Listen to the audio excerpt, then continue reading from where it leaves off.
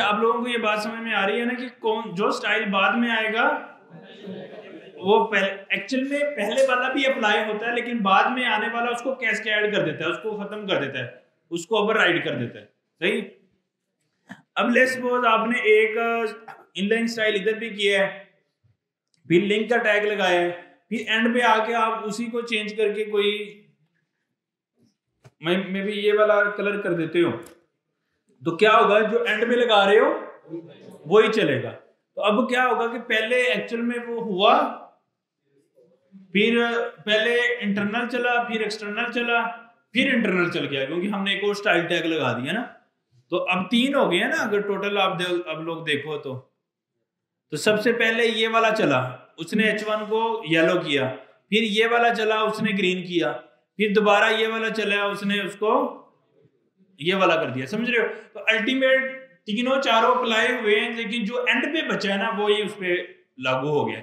लेकिन अगर इस केस के अंदर अगर मैं ये करता हूं, अब क्या होगा, सब पे आएगा, एक पे आएगा। क्यों बोला? हाँ, अब एक्चुअली पहले वाले हेडिंग पे 4 स्टाइल अप्लाई हुए हैं, लेकिन वो इतनी जल्दी हो गए हमें पता ही नहीं लगा, मतलब मिली सेकेंड में हो गए, रन होते होते हुए हैं। पहले उस पे येलो हुआ है, फिर उस पे ग्रीन हुआ है, फिर उसके ऊपर वो जो हमने नीचे वाला लगाया था ब्लरी समथिंग वो हुआ है, फिर एंड पे ये वाला हो गया। तो 4 स्टाइल अप्लाई होने के बाद ये वाला एक्चुअल स्टाइल जो बचा है वो हमें नजर आ रहा है। सही है? All good.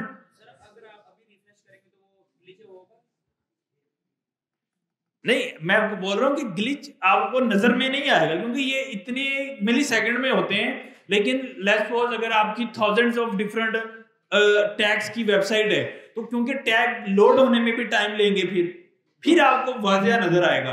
अभी ये 8-10 टैग हैं ये तो, और मेरी मशीन भी काफी फास्ट है, आपको इस पे तो बिल्कुल भी नजर नहीं आएगा ऐसा ग्लिच। लेकिन अगर किसी का लैपटॉप बहुत स्लो है और थाउजेंड्स ऑफ डिफरेंट टैग की वेबसाइट है हमारे पास, वो जब लोड होगी और CSS अगर आपने एंड पे लोड की हुई है, फिर आपको एक दफा नजर आएगा कि सारी HTML बनती हुई नजर आएगी, फिर उसके बाद आपका स्टाइल अप्लाई करता हुआ नजर आएगा। अक्सर आपने वेबसाइट में देखा होगा, ऐसा फील आपको हुआ होगा कि जब इंटरनेट स्लो होता है तो क्या होता है, पहले HTML सारी लोड हो जाती है, उसके बाद CSS लोड हो रही होती है। वो ज्यादा प्रॉब्लम क्यों होती है? क्योंकि उसने CSS बाद में लोड की होती है। ऐसे होता है ना अक्सर, अगर इंटरनेट स्लो हो तो HTML सारी लोड हो जाती है, CSS लोड होने में भी टाइम लग रहा होता है। सही, तो इस वजह से होता है। अच्छा, अब ये बात समझ आ गई आप लोगों को? अच्छा, अभी हम एक और कंसेप्ट, अभी ये मतलब ये रूल्स हम पढ़ रहे हैं कि किसका किसके ऊपर ज्यादा प्रेसिडेंस है, उसको जारी रखेंगे। लेकिन इवन लेट्स सपोज हमारे पास अगर यहाँ पे एक हमने H1 लगाया है, और हम क्या करते हैं, ये वाला जो एक्सटर्नल नीचे जो हमने लगाया था ना उसको खत्म कर देंगे, तो नॉर्मली आप फिर स्टाइल का टैग कहाँ पे अप्लाई करेंगे? हम हेड में करेंगे या बॉटम पे? हेड में करेंगे। क्यों करेंगे? ताकि हम चाहते हैं CSS पहले लोड हो, इसलिए हम हेड में करेंगे। अच्छा, अब हमने हेड में ये लगा दिया, उसके बाद इंटरनल लगा दिया, तो वो उस तरह से चलेगा। लेकिन लेट्स सपोज हम अब इस केस में इंटरनल चलेगा या एक्सटर्नल चलेगा? एक्सटर्नल चलेगा ना। क्यों वाला? क्योंकि वो बाद में आ रहा है। अच्छा, अब मैं ये करता हूं कि एक, चलो ये तो इंटरनल एक्सटर्नल का हमने मामला क्लियर कर लिया। अब इंटरनल एक्सटर्नल के बाद प्रेसिडेंस का रूल अप्लाई होता है सिलेक्टर पे भी। लेट्स सपोज हमने ये कौन सा सिलेक्टर लगाया हुआ है? By selector by name. अगर मैं लगा देता हूं selector by maybe ID, जो हमने ID आगे देखी थी ना, उसके ऊपर हम कोई भी ID लगा देते हैं, सेकंड के ऊपर ID लगा देते हैं, हेडिंग, और मैं उसको कह देता हूं हेडिंग। हमने देखा था ना कल के हैश लगाना है, और बैकग्राउंड कलर ब्लू। अब मुझे बताएं कि सेकंड टैग के ऊपर क्या चीज अप्लाई होगी? चलो ऐसे कर लेते हैं, जिस तरह था वैसे कर लेते हैं। अब पहले टैग पे तो हमें पता है कि ये वाला कलर ही आएगा, क्यों वाला, क्योंकि इनलाइन अप्लाई किया है। दूसरे टैग पे क्या आएगा, दूसरे टैग पे ग्रीन आएगा या ब्लू आएगा या येलो आएगा, ब्लू आ गया। अच्छा, अब अगर मैं ऐसा करूं कि इस टैग को बाद में लगा दूं तो फिर अभी भी ब्लू आ रहा है। ऐसा क्यों, क्योंकि इसका मतलब है कि आईडी की प्रेसिडेंस टैग नेम सिलेक्टर से ज्यादा है। मेरी बात समझ रहे हो? अगर आप एक ही सीएसएस यानी कि इंटरनल व्हाटएवर एक्सटर्नल या जो भी काम कर रहे हो, अगर उस सीएसएस में टैग नेम सिलेक्टर भी है और आईडी सिलेक्टर भी है तो किसकी प्रेसिडेंस ज्यादा होगी? आईडी की प्रेसिडेंस ज्यादा होगी। तो लेट्स सपोज अगर मैं यही आईडी वाली प्रेसिडेंस को यहां से उठा के इंटरनल में ले जाता हूं, अब क्या होगा?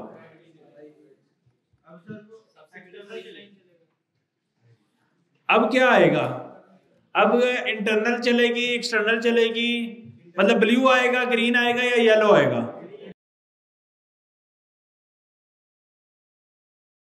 एक बात करो ना, ब्लू आ रहा है। तो what it means? It means कि अगर आपने अपनी कोई फार्मूले नहीं बन रहे ना, मतलब एक फार्मूला सीधा करते हैं वो अगला खराब कर देता है, अगला सीधा करते हैं उससे अगला खराब कर देता है, लेकिन still we are okay with that. The reason is this, देखो ये चीज तो हमें पता है कि इंटरनल और एक्सटर्नल की प्रेसिडेंस क्या है? सेम है। तो इट डजंट मैटर कि इंटरनल या एक्सटर्नल में कोई चीज हो रही है। अब अगर इंटरनल एक्सटर्नल के अंदर आईडी सिलेक्टर आ रहा है, वो ज्यादा प्रेसिडेंस रखेगा रेदर देन उसकी अप डाउन होने से। यही फार्मूला बन रहा है ना? क्या समझ आ रही है कि अगर इंटरनल एक्सटर्नल का इफेक्ट बदलता है उसके अप डाउन होने से, लेकिन अगर आईडी सिलेक्टर आएगा तो फिर उसके ऊपर नीचे का इफेक्ट नहीं रहेगा, फिर जो आईडी के बेस पे काम चल रहा है उसी पे ही उसकी प्रेसिडेंस रहेगी। सर मतलब कि बाई आईडी अगर हम एक्सटर्नल भी लगाएं या हम इंटरनल लगाएं, हाँ, फिर वही फार्मूला आएगा। अगर हम इसी को 2 दफा कर देते हैं, अगर हम हेडिंग को लगाते हैं ब्लू कलर में बी ग्रे, तो अब क्या होगा? ब्लू आएगा या ग्रे आएगा? भाई अल्लाह के बंदे, दोनों में सेम कर दिया ना हमने। जब सेम कर दिया तो प्रेसिडेंस किसकी हो गई? जो बाद में आ रहा है। तो बाद में कौन आ रहा है? हेडिंग बाद में कौन किसकी आ रही है? ग्रे की, एक्सटर्नल की, क्योंकि हमने एक्सटर्नल को नीचे रखा हुआ है तो वो चल जाएगा। अगर मैं इसको उठा के अब क्या कर दूं, स्टाइल से ऊपर लगा दूं, तो अब क्या होगा? अब ग्रे आएगा या ब्लू आएगा? ब्लू आएगा। क्यों? क्योंकि वो बाद में आ रही है। इसमें ये नहीं है कि जो आपने बताया था आईडी की वैल्यू ज्यादा है, आईडी की थोड़ी ज्यादा। बात समझ आ रही है आपको कि हमने दो चेंजेस किए हैं ना हमने अभी जो अंडरस्टैंडिंग बनाई है वो ये है कि जो चीज बाद में आएगी उसकी प्रेसिडेंस ज्यादा रहती है इन केस अगर दोनों में सेम चीजें हैं। ऐसे ही है ना? अगर दूसरे में वो चीज नहीं है तो उसकी। अब एक और इंटरेस्टिंग फैक्ट है कि अगर मैं इसके अंदर ये वाली सीएसएस लगाता ही नहीं तो अब कौन पहले आएगा? जो अब लेट्स सपोज अगर ये इसके अंदर कोई सीएसएस नहीं है और ये बाद में भी है तो अब कौन सी सीएसएस अप्लाई होगी? इन केस अगर देखो ये बाद में भी आ रही है लेकिन इसमें कोई स्टाइल ही नहीं है तो क्या स्टाइल ओवरराइड होगा? नहीं। तो कौन सा स्टाइल चलेगा? इंटरनल वाला। मेरी बात समझ आ रही है? तो इट्स वर्क लाइक दैट। अच्छा, उसके बाद हम क्या करते हैं कि इसको हम ले जाते हैं ऊपर ही जहां पे था ये, और इसको भी हम कंट्रोल ही कर देते हैं।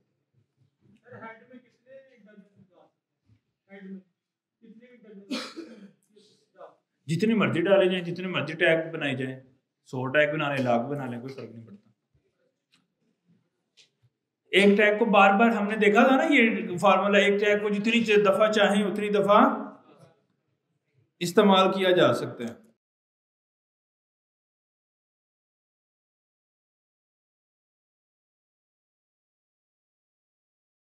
सारे फार्मूले एक पानी फिर गया, एक साइड पे हो गए हैं।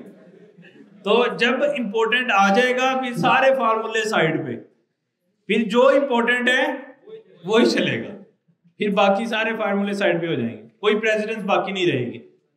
अच्छा, अब एक चीज इंटरेस्टिंग है कि अब अगर हमने इंपॉर्टेंट लगा दिया है उसके बाद इनलाइन का असर भी जाहिल हो जाएगा, असर वो भी खत्म हो जाएगा।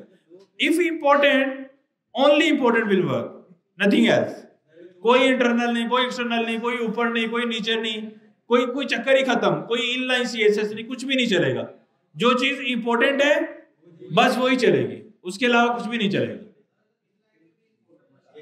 हाँ, तो अगर अब क्या होगा फिर अगर मैं इनलाइन में भी इंपॉर्टेंट लगा दूं तो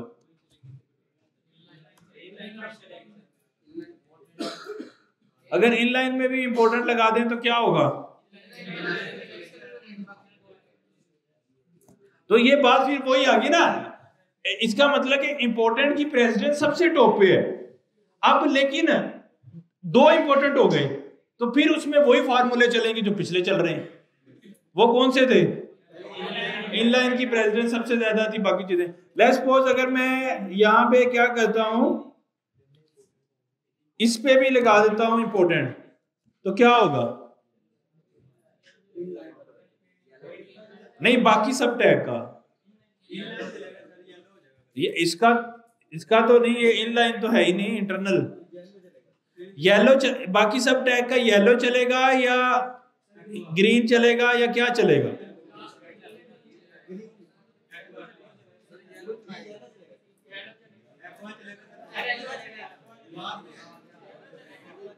एक मिनट, पहले H1 पे एक्वा आएगा, येलो आएगा या ग्रीन आएगा?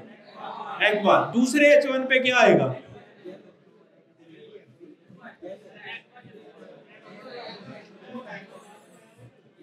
तीसरे H1 पे क्या आएगा?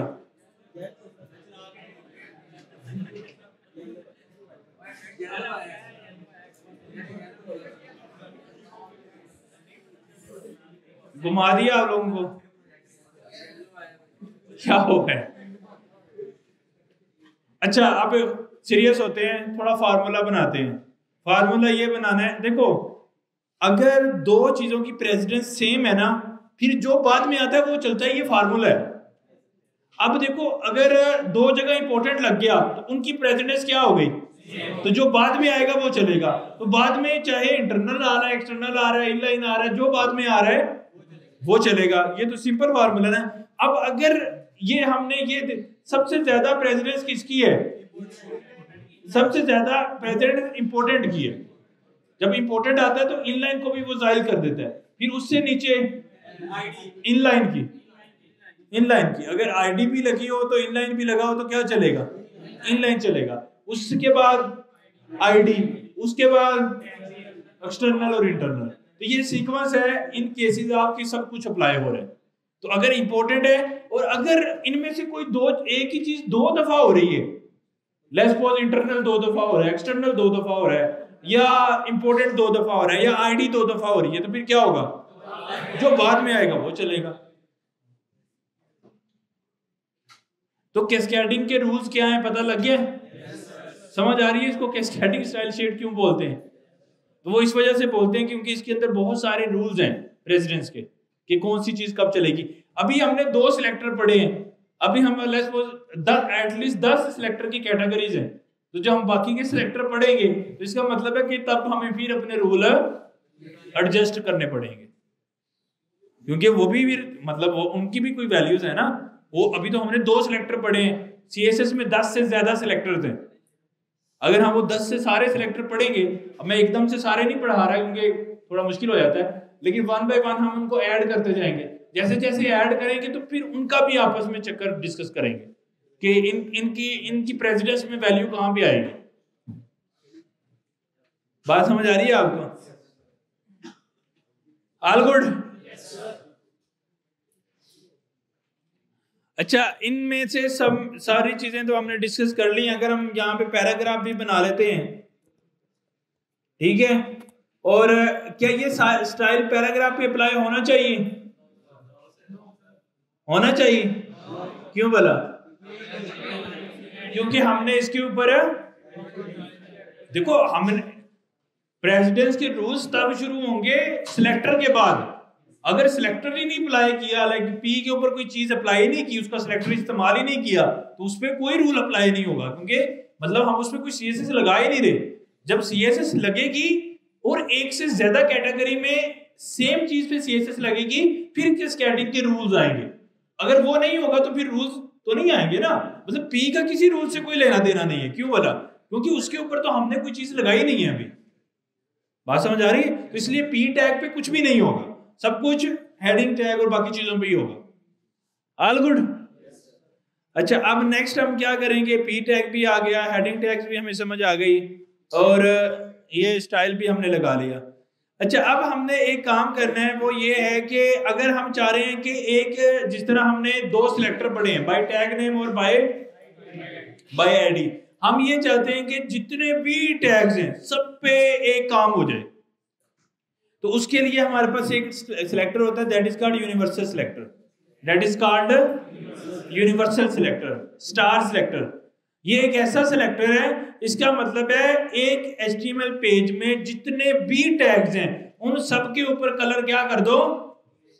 सेम कर दो। तो अगर मैं इसको लगाता हूं बैकग्राउंड कलर और उसको कर देते हैं हम मे बी ये वाला, तो अब इसमें क्या होगा? अच्छा, पी का कलर क्या होगा? सही है। और H1 का क्या होगा?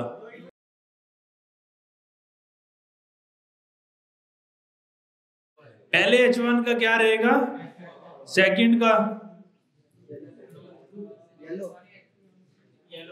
क्या रहेगा, और P का?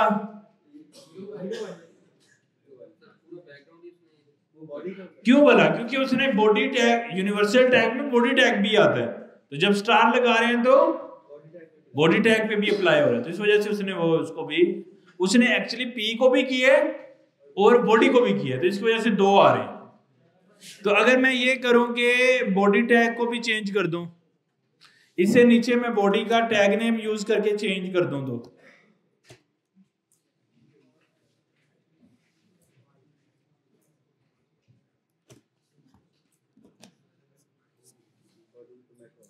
क्या हुआ?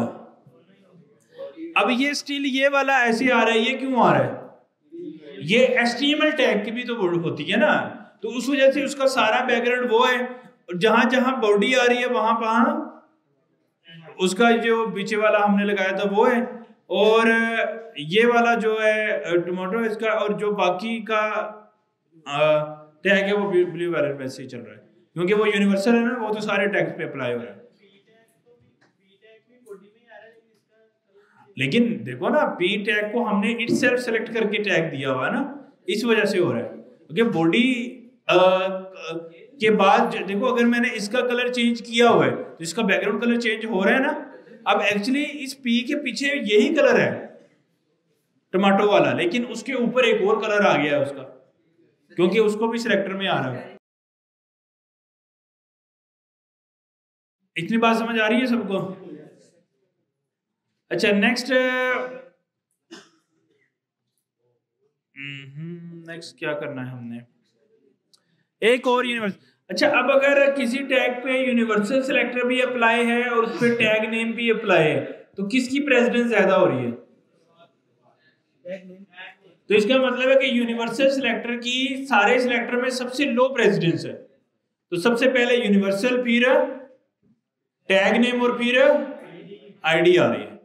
ऐसे ही हो रहा है ना, सबसे पहले यूनिवर्सल चलेगा, फिर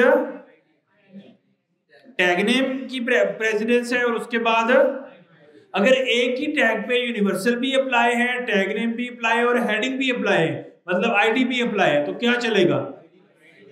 आईडी चलेगी, क्योंकि उन तीनों में से क्या चीज इंपॉर्टेंट है वो चलेगा ना।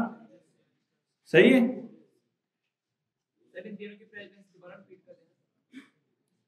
हम एक दफा इंपॉर्टेंट खत्म कर लेते हैं, फिर हम इनकी प्रेसिडेंस पे आते हैं। अभी इंटरनल एक्सटर्नल में से तो कोई पंगा नहीं है ना, मैं इंटरनल वैसे ही खत्म कर देता हूं ताकि कंफ्यूजन ही खत्म हो। इनलाइन भी खत्म कर देते हैं, वो भी क्लियर है। अब सिर्फ एक ही है, दैट इज कॉल्ड एक्सटर्नल।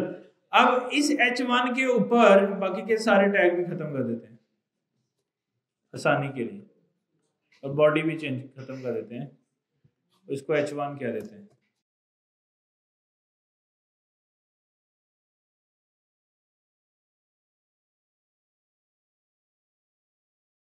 तो ये मैंने सीक्वेंस में बना के रख दिया। सबसे लो प्रायोरिटी है यूनिवर्सल की, उससे लो प्रायोरिटी है, मतलब सबसे लो इससे, उससे ऊपर है बाय टैग नेम, और उससे ऊपर बाय हेडिंग। तो अब देखो ये क्या आ रहा है, ग्रे, क्योंकि आईडी की प्रायोरिटी सबसे ज्यादा है, इसलिए ये वाला जो है वो चल रहा है।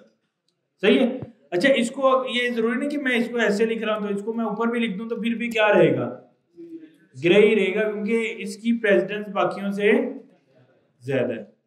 अगर एक ही टैग के ऊपर तीन चीजें अप्लाई हैं, तीन सेलेक्टर अप्लाई हैं, one is universal, other is by tag name and second is ID, तो सबसे ज्यादा प्रेसिडेंस किसकी होगी? अच्छा, अगर ये हेडिंग नहीं है तो फिर बाय टैग नेम की प्रेसिडेंस होगी, अगर वो भी नहीं है तो यूनिवर्सल की प्रेसिडेंस होगी। सही है। तो एक ही लेवल में ये ऐसे काम करेंगे। अब ये सेम चीज अगर मैं इंटरनल में भी लगाऊं तो फिर क्या होगा, जो चीज बाद में आएगी वो पहले अप्लाई होगी। अगर इंटरनल बाद में आ रही है तो वो पहले बाद में अप्लाई होगी, एक्सटर्नल आ रही है तो एक्सटर्नल बाद में अप्लाई होगी, पहले अप्लाई होगी। सही है। और इसी तरह अगर इंटरनल भी है तो वो भी सेम ही सीक्वेंस रहेगा। लेकिन इन तीनों को फ्लो को चेंज कौन कर रहा है? That is called important. जब इंपॉर्टेंट लग गया ना, फिर वो सिलेक्टर का आपस में जो प्रेसिडेंस लेवल था वो खत्म हो जाता है। हालांकि यूनिवर्सल की सबसे लो प्रेसिडेंस थी, हमने उसकी सबसे हाई बना दी। क्यों? क्योंकि हमने उस पर क्या लगा दिया, इंपॉर्टेंट। तो अब वो जो रूल था प्रेसिडेंस का वो ओवरराइड खत्म हो जाता है, फिर वो सबसे हाई पे प्रेसिडेंस पे चला जाता है। सही हो गया? All good? हाँ, इनलाइन से अगर मैं इनलाइन भी लगा देता हूं, इसी टैग पे हमने लगाई थी ना,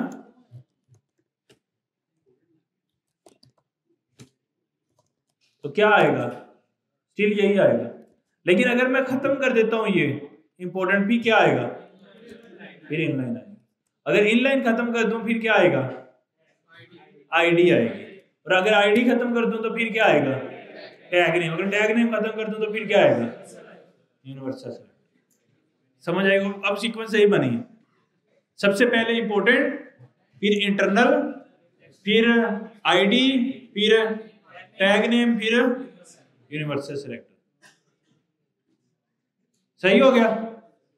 तो अगर हम यहां पे लिखें तो क्या होगा? सबसे पहले सबसे ज्यादा प्रेसिडेंस है इंपॉर्टेंट की, उसके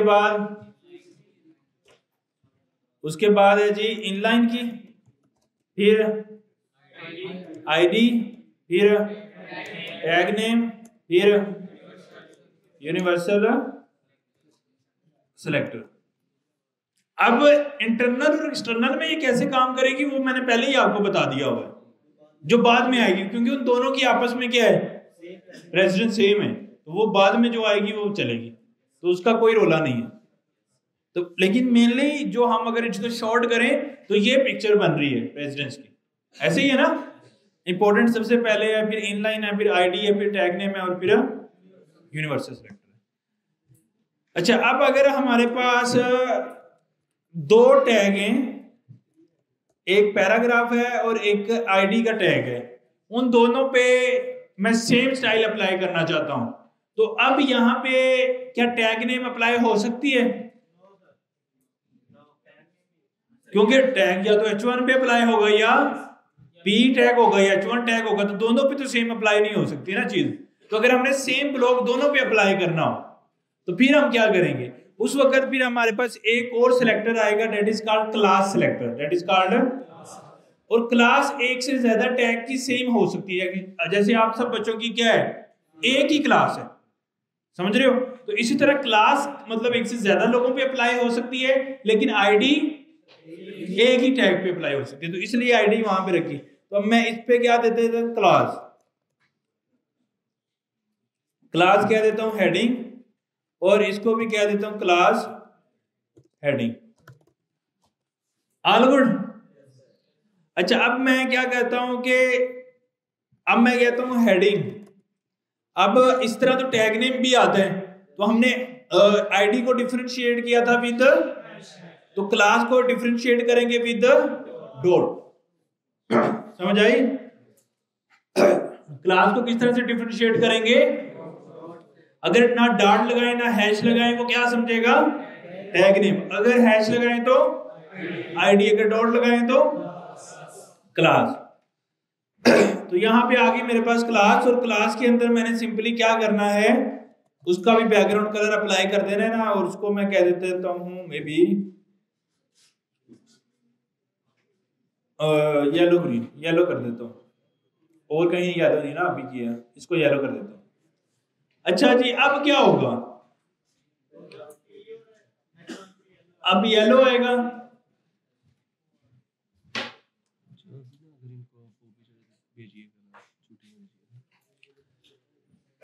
अच्छा जी, अब क्या आएगा?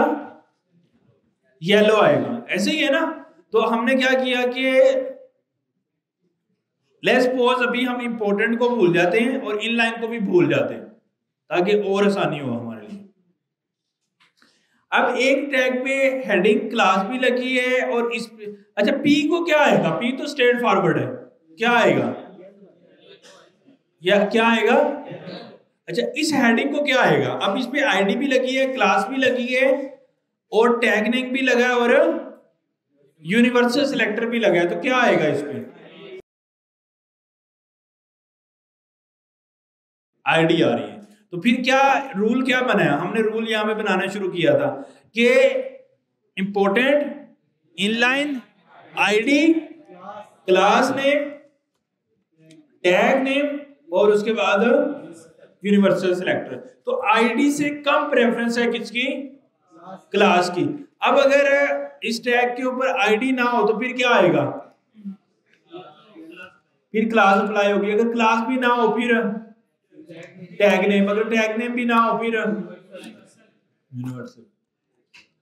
अच्छा, अगर किसी चीज पे आईडी ना हो, सिर्फ क्लास हो, तो फिर क्या होगा?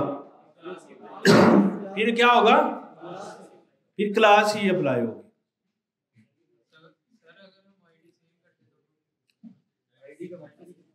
जब आईडी सेम, यही तो हम पहले से बात कर रहे हैं। तो क्या सीएनएस दो लोगों का सेम हो सकता है? नहीं। तो आईडी से यूनिक नंबर वो सेम नहीं हो सकती है। एक टैग की एक आईडी हो सकती है, दो नहीं हो सकती है। कर जाती है काम, I know, but still it's an wrong way of working. कि अगर ये ऐसा ही है कि हमने किसी को जानबूझ के दो सीएनएससी दे दिए, तो जब दो लोगों के सेम सीएनएससी हो जाएंगे तो क्या होगा? पंगे ही बनेंगे ना, एरर्स आएंगे, चांसेस होंगे। मतलब कोई चीज उसके नाम हो रही है तो कागजों में उसके नाम भी हो जाएगी। मतलब अजीब अजीब से मसाइल होंगे। अब ऐसे ही है कि मैं आपको बोलूं इशारे पे रुकना है, आपको मैं तो नहीं रुकता, जा तो सकते हैं। वो जाओगे तो आगे किसी चीज के अंदर क्या होगी? टक्कर होगी। तो टक्कर होगी तो नुकसान होगा ना। तो एक्चुअली वो, अगर हम, एक चीज है कि ये एक रूल है, अगर हम रूल को अप्लाई नहीं करते तो नुकसान होते हैं। तो अभी आपको समटाइम नहीं भी होते, मतलब अगर इशारे पे रुकना होता है, कभी कभी नहीं भी रुकते, ना कोई पकड़ता है, ना कोई चालान होता है, ना कोई एक्सीडेंट होता है, सब कुछ सही गुजरता है। लेकिन कभी कभी नुकसान भी हो जाता है, तो वो तो रहता है ना। अभी कुछ नुकसान नहीं हो रहा, आप कह रहे हो कि मैं दो पे आईडी सेम लगा दूंगा तो आउटपुट आएगी, आई नो आउटपुट आएगी, but still it will be breaking lot of things जब हम बिगर प्रोजेक्ट बनाएंगे। तो इसलिए हम कभी ये जहनी नहीं बनाते कि ये डुप्लीकेट हो सकती है। तो it will never be duplicated, it should unique only once in whole HTML page. उसकी रीजन ये है, अभी क्योंकि हम क्लिक वगैरह नहीं लगा रहे, हम बाद में कहेंगे कि उस हेडिंग के ऊपर क्लिक कर दो, मतलब ऐसे टैग पे क्लिक कर दो जिसकी हेडिंग, जिसकी आईडी हेडिंग है, तो वो समझो दो चीजों पे क्लिक कर देगा। हालांकि उसको किस पे करना चाहिए? एक पे। इस तरह के बहुत सारे और एरर्स आ सकते हैं। तो फ्यूचर में एरर आने के चांसेस की वजह से हम उसको डुप्लीकेट नहीं करेंगे। तो ID should be unique. All good.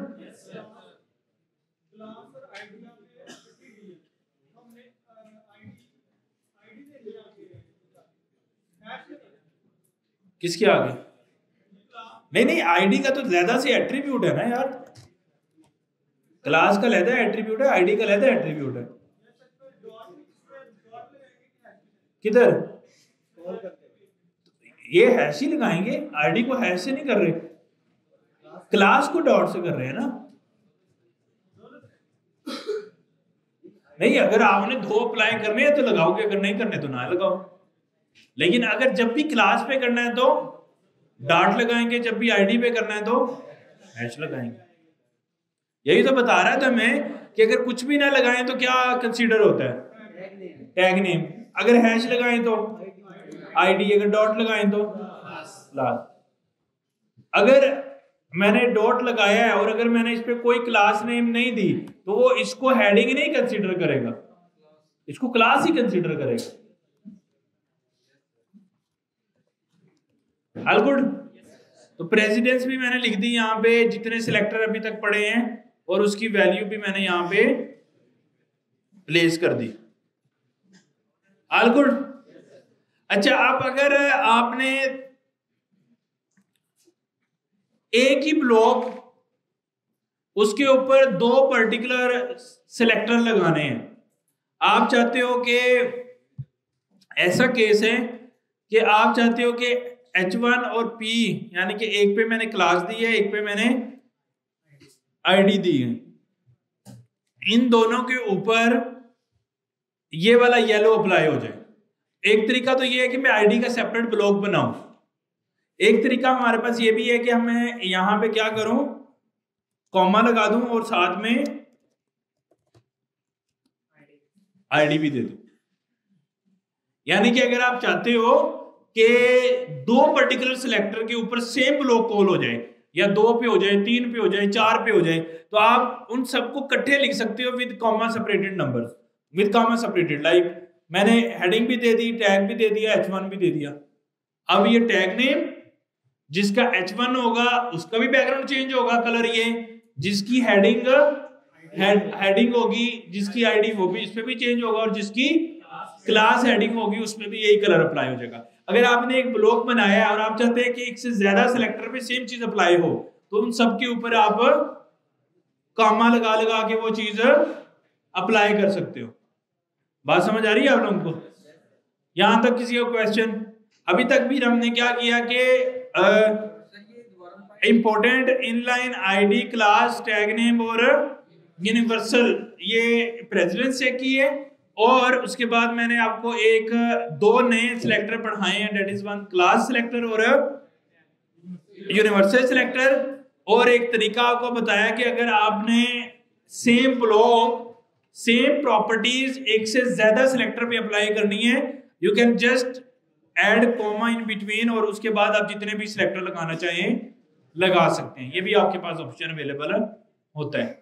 All good. अब कैस्केडिंग के रूल्स क्या क्या है वो सब समझ में आ रहे हैं? कोई कंफ्यूजन किसी को कि कौन सी चीज किस तरह से अप्लाई होगी या कैसे चीजें चलेंगी? समझ आ रही है ना आपको? भूलेंगे तो नहीं कभी? तो आप इसको मजीद पक्का कैसे करेंगे? आप खुद से प्रैक्टिस करके ये चीजों को लगा लगा के इकट्ठी जोड़ जोड़ के कौन सी चीज कहाँ पे चल रही है, ताकि माइंड में आपके रिटर्न हो कि कौन सी चीज कैसे एग्जीक्यूट होती है। ये हम ऐसे नॉर्मली हम ऐसे मल्टीपल जानबूझ के स्टाइल नहीं दे रहे होते। अभी तो हम चूंकि पढ़ रहे हैं, हम ऐसे एक ही चीज पे आईडी भी लगा रहे हैं, टैग नेम भी। नॉर्मली हम ऐसे क्यों करेंगे? जानबूझ के ऐसे नहीं करेंगे। लेकिन फिर भी कभी चांसेस हैं कि जब हम इतनी बड़ी वेबसाइट बना रहे हैं उसमें कुछ चीजें डुप्लीकेट हो जाएं, फिर आप ये नहीं सोचेंगे कि यार ये मैंने तो इसको क्लास ये दी है लेकिन इसका कलर ये नहीं, ये क्यों हो रहा है। फिर आपको ये समझ आनी चाहिए कि कोई और CSS है जो इसको क्या कर रही है, ओवरराइड कर रही है, कैस्केड कर रही है। फिर आप उसको इन्वेस्टिगेट करेंगे अपने वेबसाइट से, चीजों से, कि कौन सी CSS पे अप्लाई होगी इसको डिस्टर्ब कर रही है। फिर उसको आप खत्म करोगे तो वो आपका ठीक हो जाएगा। तो एक्चुअली मैंने ये जो चीज पढ़ाई है ये नॉर्मली डायरेक्टली इफेक्ट नहीं करेगी, क्योंकि जब हम क्यों एक ही चीज पे दो दो चीजें क्यों अप्लाई करेंगे? हम अपना टाइम जाया करने तो नहीं बैठे। लेकिन स्टिल अगर किसी वजह से दो चीजें अप्लाई हो गई तो उस वक्त आप बिल्कुल ब्लाइंड होते कि ये चीजें कैसे चल रही हैं। तो इस वजह से हमने ये सारे रूल्स पढ़े हैं ताकि आपको समझ हो, क्लियर हो, आपका कंसेप्ट क्लियर हो गई। अगर एक से ज्यादा भी बाय चांस अप्लाई हो गई तो स्टिल वो चीज एग्जीक्यूटेबल है। All good.